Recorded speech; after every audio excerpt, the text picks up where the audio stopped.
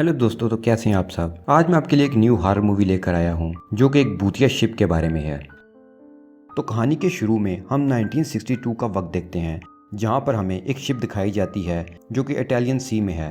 उसका नाम MS Antonia ग्रेजा है। शिप के डांस रूम में हम देखते हैं कि मुसाफिर यहां डांस कर रहे हैं, लेकिन एक लड़की कैटी वो डांस में हिस्सा नहीं ले रही, वो साइड पर बैठी होती है।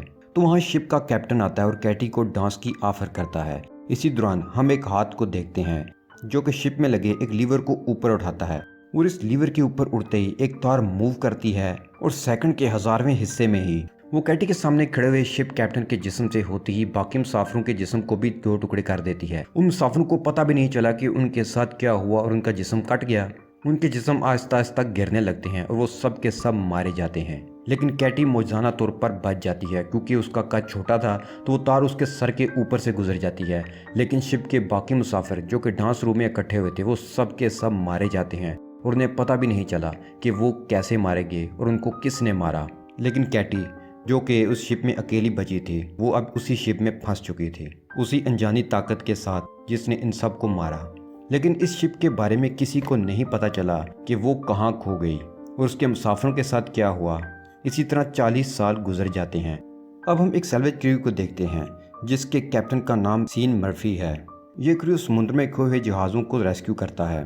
यहाँ हम देखते हैं कि ये एक शिप को बचाकर किनारे पर लाते हैं और शाम में सभी अपनी जीत की पार्टी मना रहे होते हैं कि तभी एक आदमी जिसका नाम जैक फेरीमैन है, वो कहता है कि मैं एक वेदर सर्विस पायलट हूँ।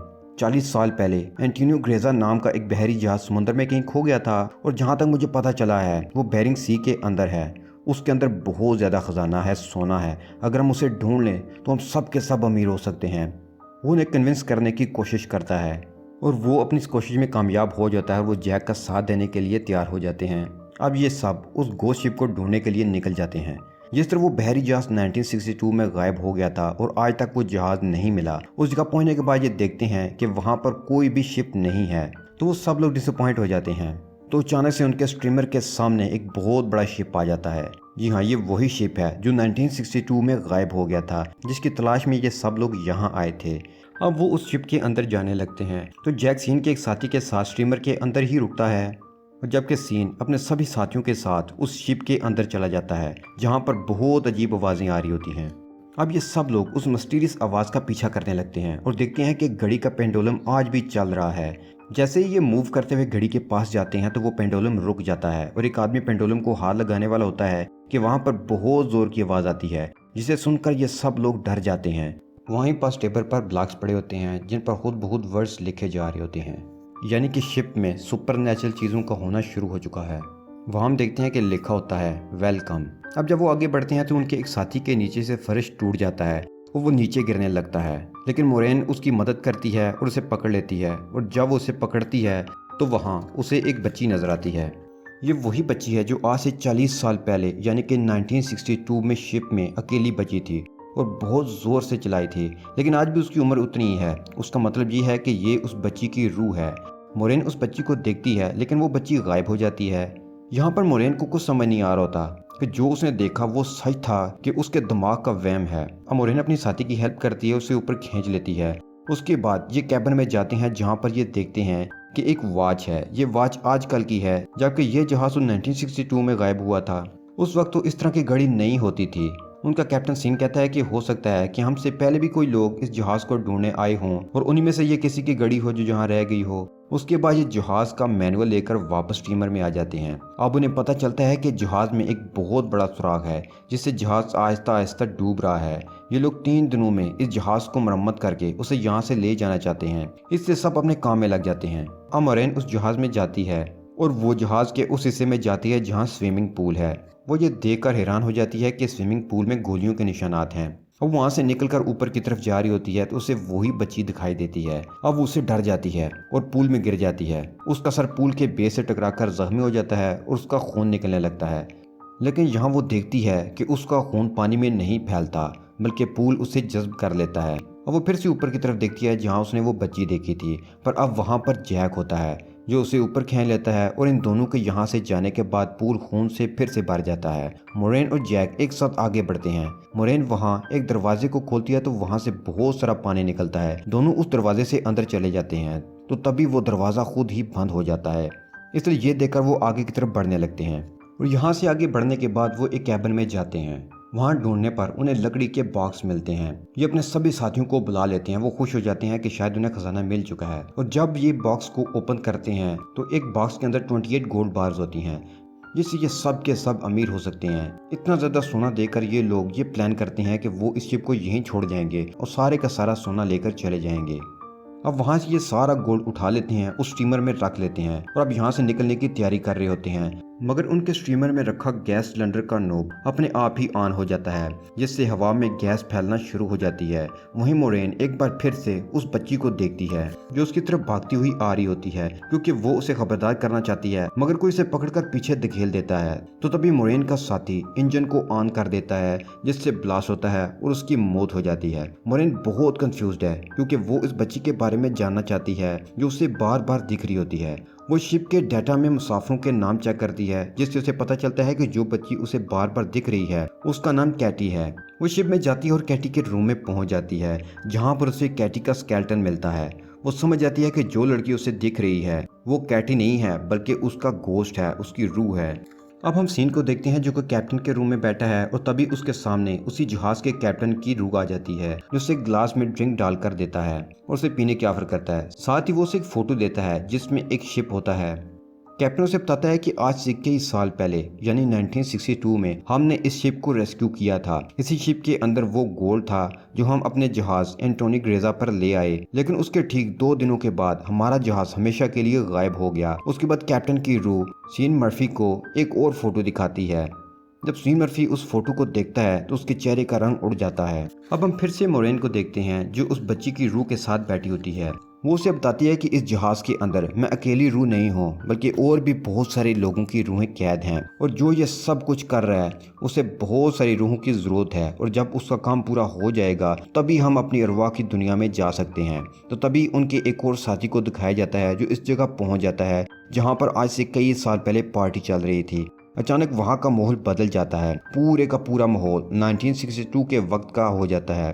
वहाँ पर वो सिंगर भी थी जिसके गाने पर सब लोग गाना गा रहे थे और डांस कर रहे थे और तभी उसे ट्रैप करके मार दिया जाता है। अब उनके 2 लोग मारे जा चुके हैं। इनके 2 और साथियों को भी दिखाया जाता है जिन्हें वहाँ पर खाना मिलता है। उन्हें भूख लग रही थी इसलिए वो उस खाने को खा लेते हैं, मगर अगले ही पल वो देखते हैं कि वो खाना नहीं बल्कि कीड़े हैं, जिसके बाद उन्हें उल्टी हो जाती है। अब फिर से सीन मर्फी को दिखाया जाता है जिसे अब बहुत कुछ पता है, इसलिए वो जल्द से जल्द इस जहाज से निकलना चाहता है। वो मोरेन को ढूंढ रहा होता है मगर तब उसके सामने उसका वही साथी आता है जो ब्लास्ट में मारा जा चुका था। दरअसल ये उसका भूत होता है जो लगातार उसकी तरफ बढ़ रहा होता है। मोरेन भी वहाँ से निकलना चाहती है, वो भी उसी तरफ आ जाती है जहाँ सीन है। सीन को मोरेन के चेहरे पर अपना वही साथी दिखता है जो अभी भूत बनकर उसकी तरफ आ रहा था, इसलिए वो मोरेन के ऊपर अटैक कर देता है मगर मोरेन उसके पाँव को जख्मी कर देती है। फिर सीन उसे मारने वाला होता है तो जैक आकर उसके ऊपर हमला करके उसे बेहोश कर देता है। जैक ही वो आदमी है जो इन सब को यहाँ पर लेकर आया है। अब चूंकि सीन ने मोरेन के ऊपर हमला किया था उसे नीचे एक्वेरियम में बंद कर देते हैं। उनके 2 बाकी साथी भी आ जाते हैं तो जल्द से जल्द इस शिप को ठीक करके यहाँ से निकलना चाहते हैं। उनके पास उसके अलावा और कोई चारा नहीं है। ये लोग नीचे जाकर शिप को ठीक कर देते हैं। मोरेन उसे एक साथी को ढूंढने के लिए जाती है तो तभी उसके सामने उसी लड़के की रूह फिर से आ जाती है जो उसे दिखाती है कि उस आदमी की मौत हो चुकी है। ये वही आदमी है जो पार्टी रूम में पहुंच गया था। पार्टी रूम में जो सिंगर थी उसने उसे सेड्यूस किया था, उसके पीछे पीछे ऊपर गया और उसे ऊपर से धक्का दिया गया। अब बच्ची की रूह मोरेन को 1962 का पूरा वाकया दिखाती है जब सब लोग उस बहरी जहाज में मारे गए थे। सबको अलग अलग तरीके से मारा गया था जिसमें कैटी भी थी। अब जो गैंग जो जहाँ पर सोने के लिए आया था वो सोने तक पहुंच जाता है, लेकिन वो सिंगर जो इस रूम में गाना गा रही थी जहां सब लोग मारे गए थे वो एक आदमी को फंसाकर उसके साथियों को मरवा देती है। मगर सिंगर की आंखों में लालच होता है इसलिए वो उसे भी मार देती है। सिंगर को लगता है कि अब सारा सोना उसका हो चुका है क्योंकि बहरी जहाज में उसके अलावा सभी लोग मारे जा चुके होते हैं। फिर वहां पर वो आदमी आता है जिससे ये सारा मंसूबा बनाया होता है। जो इस सोने को हासिल करना चाहता है। वो एक को इशारा करता है जिससे उस सिंगर की भी मौत हो जाती है और अब कैटी मोरेन को इस आदमी का चेहरा दिखाती है, जिसे देखकर मोरेन पूरी तरह से घबरा जाती है क्योंकि वो आदमी जैक होता है। वही इन सबको यहाँ सोना ढूंढने के लिए लेकर आया था। मोरेन को समझ आ जाती है कि सीन बेगुनाह है, इसलिए वो उसे बचाने के लिए एक्वेरियम की तरफ भागती है, लेकिन सीन मर चुका होता है। कैप्टन ने जो उसे फोटो दी थी वो अब भी उसके हाथ में होती है, जो मोरेन पानी में देख लेती है और ये फोटो जैक की होती है। जैक कोई इंसान नहीं बल्कि एक शैतानी रूह है जो किसी के लिए काम कर रही होती है। वो रूहों को इकट्ठा करती है। हो सकता है कि वो शैतान के लिए काम करता हो। उन सबको भी मारकर उनकी रूहों को भी जमा करना चाहता है। मोरेन अपने साथी से कहती है कि जैक पर नजर रखो, मैं दूसरे साथियों को ढूंढने जाती हूँ जो कि पानी के अंदर है। मोरेन वहाँ पहुँचती है मगर उससे पहले ही उसके साथी की भी मौत हो चुकी होती है। जैक ने उसे भी मार दिया था। जैक उस जगह आ जाता है जहां मोरेन ने अपने साथी को जैक पर नजर रखने के लिए कहा होता है। जैक और उसके दरमियान बहस हो जाती है, इसलिए मोरेन का साथी जैक को गोली मार देता है। उसे लगता है कि वो मारा जा चुका है, इसलिए फिर वो वहां से चला जाता है। मोरेन उस जहाज को तबाह करना चाहती है, इसलिए वो हर जगह बम लगा देती है। तभी उसके पास उसका साथी आ जाता है जिसने जैक को गोली मारी होती है। वो मोरेन को कहता है कि हमें जहाज को तबाह नहीं करना चाहिए, मगर मोरेन उसकी बात नहीं सुनती। वो कहती है कि मैं इस जहाज को तबाह करके ही रहूंगी क्योंकि इस शिप में बहुत सी रूहें कैद हैं। अगर हमने इसे ना रोका तो ये और भी लोगों को फंसाकर इस जहाज में लाएगा और उन्हें मार दिया जाएगा और फिर शैतान की भेंट चढ़ा दिया जाएगा। और तभी हम देखते हैं कि उसका साथी जैक के रूप में बदल जाता है, जिससे ये सब पता चलता है कि जैक ने उस आदमी को भी मार दिया है जिसने उसे गोली मारी थी। जैक उसे बताता है कि तुम्हारा और मेरा काम एक ही है। जिस तरह तुम समुद्र में फंसी हुई कश्तियों और जहाजों को जमा करती हो, इसी तरह मैं रूह को जमा करता हूँ। पहले भी मैं इंसान था मगर मैंने बहुत गुनाह किए थे जिसके बदले मुझे काम दिया गया, और अब मैं सोल कलेक्टर हूँ जिसके लिए मुझे इस जहाज की जरूरत है। मैं नहीं चाहता कि तुम इस शिप को तबाह करो, लेकिन मोरेन उसकी बात नहीं मानती। जैक मोरेन पर हमला कर देता है। मोरेन एरो से उसके पांव को जख्मी कर देती है और फिर उसी तीर से रिमोट पर निशाना लगाती है और खुद वो शिप से कूद जाती है और वहाँ फिर बहुत बड़ा ब्लास्ट होता है। मोरेन पानी के अंदर शिप के नीचे फंस जाती है और फिर वहाँ उस बच्ची की रूह नजर आती है जो मोरेन को ऊपर का रास्ता दिखाती है। मोरेन बड़ी मुश्किल से ऊपर आती है और देखती है कि जहाज में जितनी भी रूहें थी वो आजाद हो चुकी हैं। वो रूह की दुनिया में जा रही होती हैं। इन रूहों में कैटी की भी रूह है, जहाँ पर जो रूहें थी वो जैक की गुलाम थी। उन्हें मारने के बाद जैक ने उनके हाथ पर एक मोहर लगा दी थी। सिर्फ कैटी की रूह थी जो उसकी गुलाम नहीं बन पाई थी क्योंकि वो पाकीज़ा रूह थी, इसलिए कैटी की रूह बार बार मोरेन की मदद कर रही थी। कैटी की वजह से मोरेन ने तमाम अरवाह को आजाद कर दिया। मोरेन एक संदूक के सहारे समुद्र में तैरती रहती है, फिर वो एक बड़े जहाज तक पहुंच जाती है जो उसे बचा लेता है। फिर वहां से जब उसे पोर्ट में लाया जाता है तो वो अपनी एम्बुलेंस से देखती है कि जैक जिंदा है और इस जहाज में जितना भी सोना था वो उस सोने को दूसरे जहाज में मुंतकिल कर रहा होता है ताकि वो इस सोने का लालच देकर और लोगों को भी मार सके, उनकी रूहों को भी कैद कर सके, जो कि उसका काम है। मोरेन जब ये सारा सीन देखती है तो वो चीख उठती है और यहीं पर यह कहानी खत्म हो जाती है।